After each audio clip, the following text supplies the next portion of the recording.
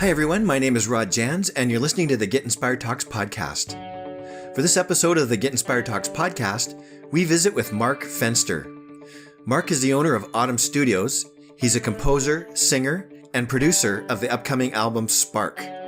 Mark hopes the impact of his Get Inspired Talk and the album he is releasing is healing, calming, comforting, and guiding folks to feel, realize, and express their own internal joy and peace in their hearts, mind, and life's journeys, as well as their universal connection to all of life. Mark likes honesty, compassion, and respect. He dislikes selfish manipulation, blind greed, and bullish demands. When Mark's not making music, he enjoys skiing, bike riding, camping, and canoeing. He also dislikes selfishness, deceit, greed, intolerance, and dishonesty. If you enjoy the Get Inspired Talks podcast, please make sure you leave a rating and a review on whatever platform you're listening on. That's the best way you can help us help others find the show. Now please welcome Mark Fenster to the Get Inspired Talks podcast.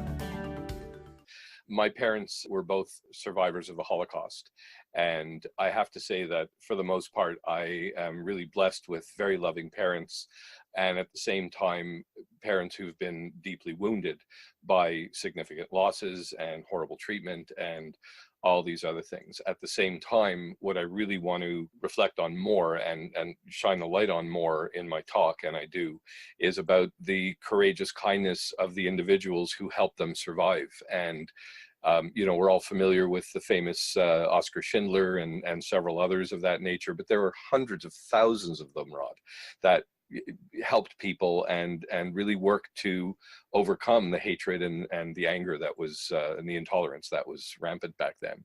So yeah, my upbringing was definitely affected by my parents' wounds, and they really did their best to be loving parents and protect their children and taught us things that don't necessarily serve us as humanity, because it's about division rather than inclusion and acceptance.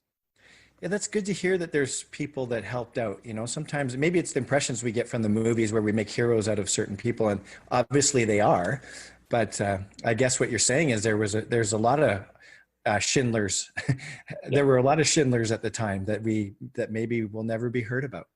Yeah, tens, hundreds of thousands. And one of the Schindlers in my dad's story was a Nazi commandant of a work camp. He worked to make sure that the prisoners that the work camp that my dad was in, that they were not freed, but they were not murdered, because he was trying to sell the idea to Berlin that these are good workers for the Third Reich. And so there's a really surprising example. Here's a guy who you wouldn't even think is going to have any kindness in him. He's just there to do his job, and it's quite a nasty job, and yet he went against it and he succeeded. There were other things and other people, and it was with the kindness, through the kindness and the courage of certain people, regular people, just everyday people like us, who managed to leave a path open for my dad to chug along and make it through.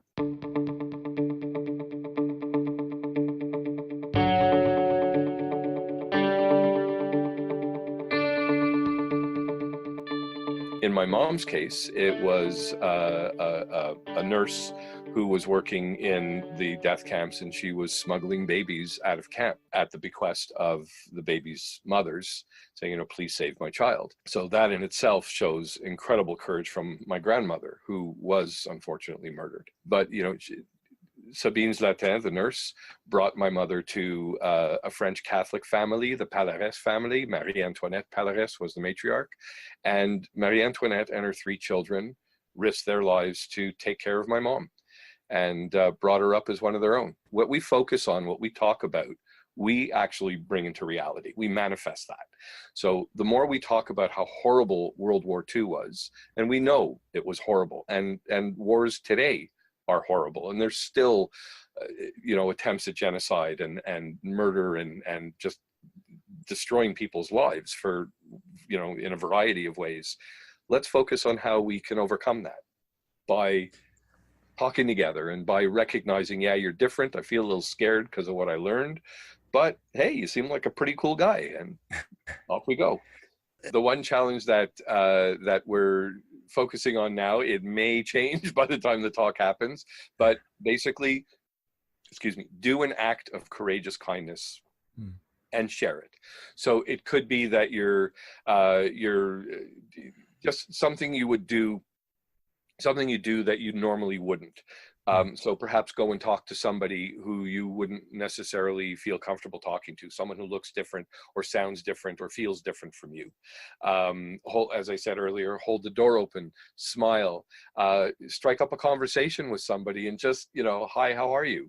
Just as you would somebody of your same nature, try something a little bit different. And so it's do an act of courageous kindness and share it. That's great. I'm going to throw out a personal story here. I was at an event one time and we were in downtown Calgary, and the event was all about homelessness. And so these two homeless guys showed up at our event, and I was a lot younger at the time, and I sort of looked around for someone who was a bit more of an expert and there was nobody available. So I ended up having to talk to these guys, and it was an incredible conversation. I found out that they were just really normal guys. And I talked to them about panhandling, and, you know, they told me how they don't really like to do it, but, you know, once in a while, they told me how much money they get through social assistance and stuff, and it wasn't much. And that sometimes they needed more money. And they were very honest. They said, yeah, sometimes we spend it on alcohol, you know, yeah. But it was a super enlightening conversation and helped me overcome a bit of my fear of people that you see on the street. Cause I just realized, hey, these guys are just normal people, just like me. They had families and everything, you know. It was like, yeah. Just having those conversations is so important, like you've had. And it's so uplifting. It's like when you do that and then you realize, I know without even having to ask you that when you did that, you had a smile on your face describing it. It's a gift to you. You're being kind to them and you receive a gift. And it really does work that way. So by now, and your challenge might already be on the Facebook challenge, but we have a GI Action Challenge Facebook page. People will have to, if people want to take you up on your challenge, they can go to the Facebook page, and we'd love to interact with them. And hopefully, Mark, you'll go there too and just see what's going on and enter Absolutely. Into the conversation. Let's hope that one starts around this subject, because like I said earlier, it certainly is pertinent. So you're coming out with a song, and I'm just wondering how people can find out more about your music and get in touch with you. Oh, sure. Well, the song is the first single from the album is going to be released on the day of the talk, so October 20th. The song is called Colors. The album is called Spark by Mark Fenster, and it's the name Spark is because it's designed to spark inspiration, to believe in yourself, and you know, work with, live with, overcome racism, help treat our Mother Earth better so that she can keep treating us well. And there's a song about war and an orchestral suite that has a huge story that we'll save for another podcast, I think. But it's really, this is an orchestral rock fusion album. So we have VSO string members and woodwinds and horns together with Pat Stewart on drums, who is Bryan Adams' drummer, and some really raunchy guitar. So it's really an interesting meld. So the people can find out about it on my website, autumnstudios.ca. So autumn like the season, studios plural. And yeah, it'll be available as of the 20th of October. Good. So if people are listening in their car, they're on SoundCloud, YouTube, or iTunes, we'll have links for all of that in our show notes if they go to getinspiredtalks.com. And also, of course, you can go straight to Mark's website. Thank you so much for joining me today. I'm inspired by you. I love your message, and I love what you're trying to do. And I'm sure our listeners are too. Thank you, Rod. I really appreciate this opportunity. And I hope all the work that you're doing and everyone to get inspired really helps to make us all a whole lot happier, because we can do this. I feel like we should end by saying namaste or aloha or something like that. Or how about salam alaikum? Salam alaikum. Excellent. I was going to say that, but I couldn't remember how to say it. So I'm glad you did. Okay, take care.